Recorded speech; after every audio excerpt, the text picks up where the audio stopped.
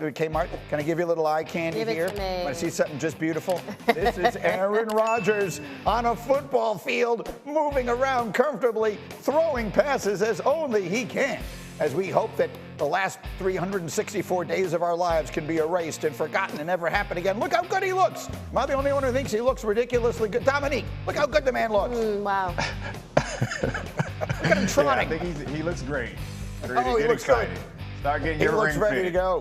And he was talking yesterday, too. So one last time, once, and then we're never bringing it up again. The offseason distractions, including the trip to Egypt during the mandatory minicamp, which even I can't say with a straight face. Aaron Rodgers addressed it yesterday. I made it a point to be at every OTA. I was at the physical day as a part of the minicamp. Missed the 2 practices. Had talks with all my teammates about it. I think they understood it was obviously more of an issue outside the building than it was inside the building. Robert and I are great. We had great conversations throughout the off season. It's what it is. I'm an adult. I knew what I was getting into. I knew the fine that was coming, and also knew how much I wanted to be in Egypt. I wish there hadn't been a conflict scheduling wise, but was what it was.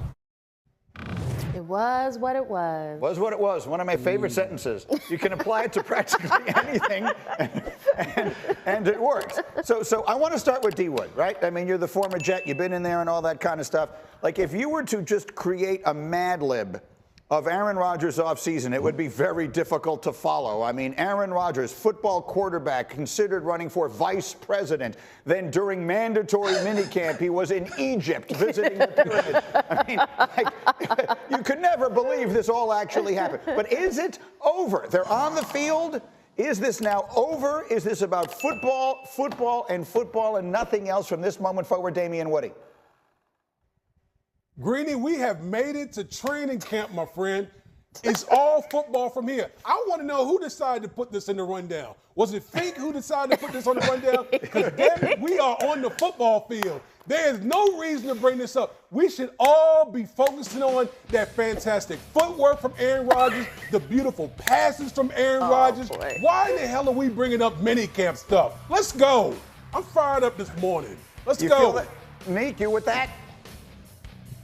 Yeah, I mean, I think we're done with that particular side story. But, I mean, it seems like Aaron Rodgers, since, like, his last season in Green Bay, has wanted us to consider him some sort of thought leader. And he's had words to say about a bunch of things. So I think we're done with this minicamp stuff. But I definitely don't think that we're done with Aaron Rodgers saying things that's going to require us to respond to him and saying things that are going to require reporters to ask Robert Saleh questions. It seems like that's important to Aaron, to be able to speak his mind, and his mind is not always 100% on football. So our coverage of him and that team is never going to be 100% about football.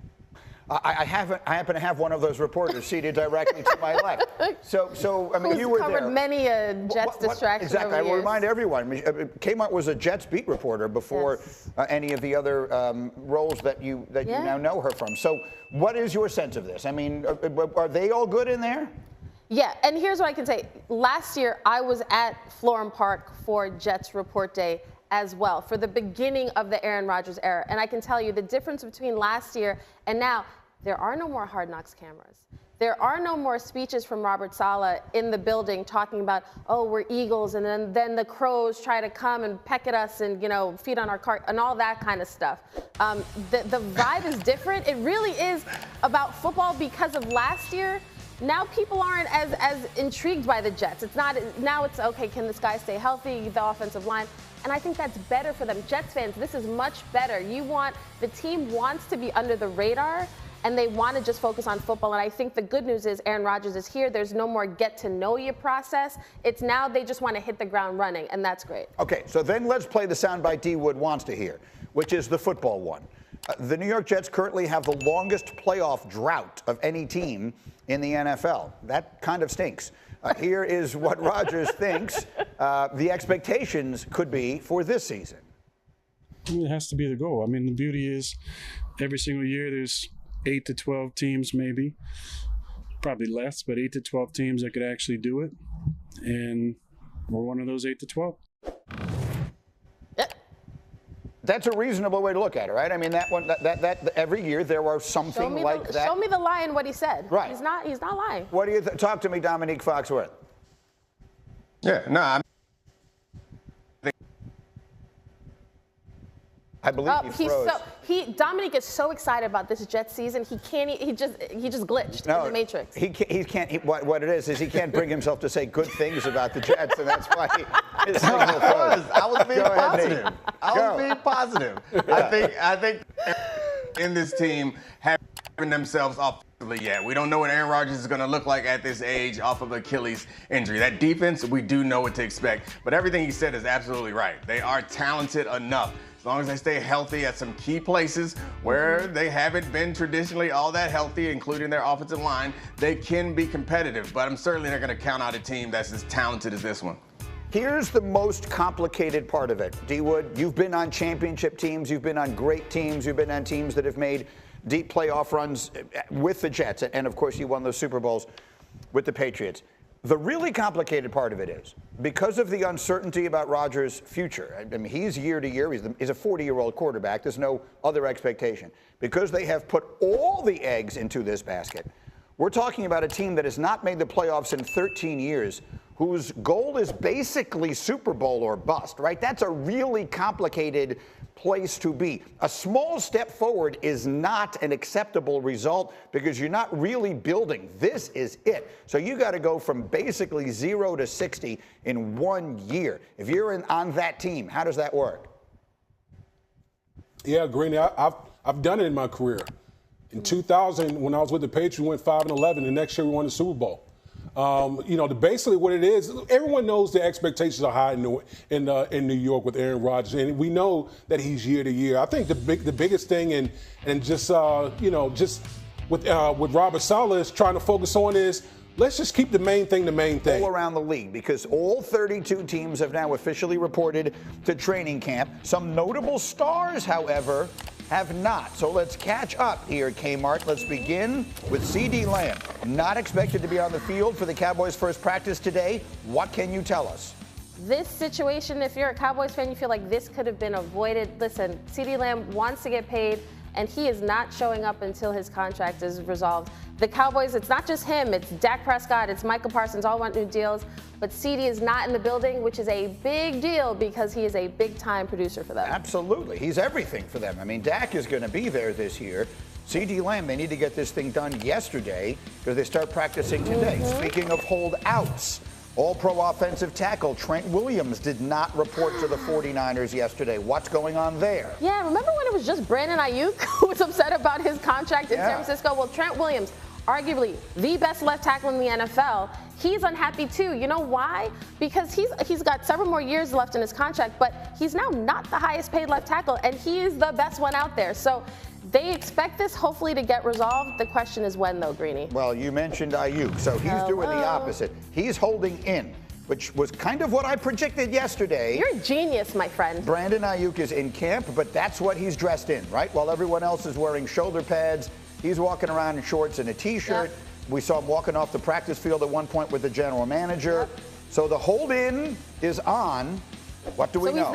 Well, he's there, so he's not participating, not getting fined, which is key for a guy who's trying to make more money. But again, the fact that the 49ers have said we want him in the fold, we expect him to be here. However, that door is always open. If another team says, hey, we'll give you what you want for him, this story could take a much different turn. Well, look.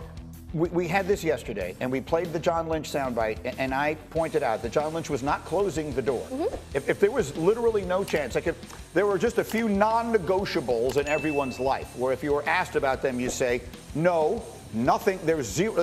Is Brandon Ayuk going to be on your team? Yes. What else do you want to know? He didn't say that. He said, yeah, we answer the phone. We'll see what happens. He recognizes Ayuk wants money. He recognizes they're probably not going to be the ones to give it to him. And so maybe onwards we go here.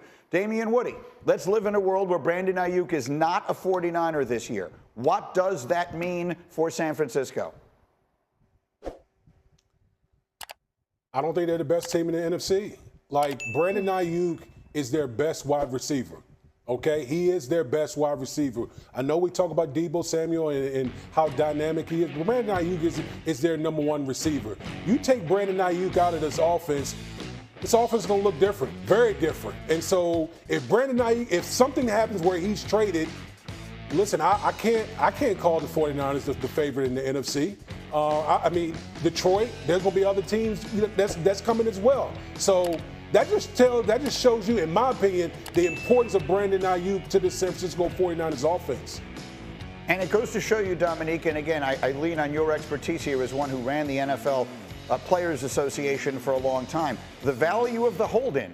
He's there, but he can push this as hard as he chooses to push it. And essentially, does this become a game of chicken? I mean, how does this thing play out now? Because we know he wants to get paid, and the difference between what he's going to make this year and what he is worth, based upon what other NFL wide receivers are making, is a substantial difference.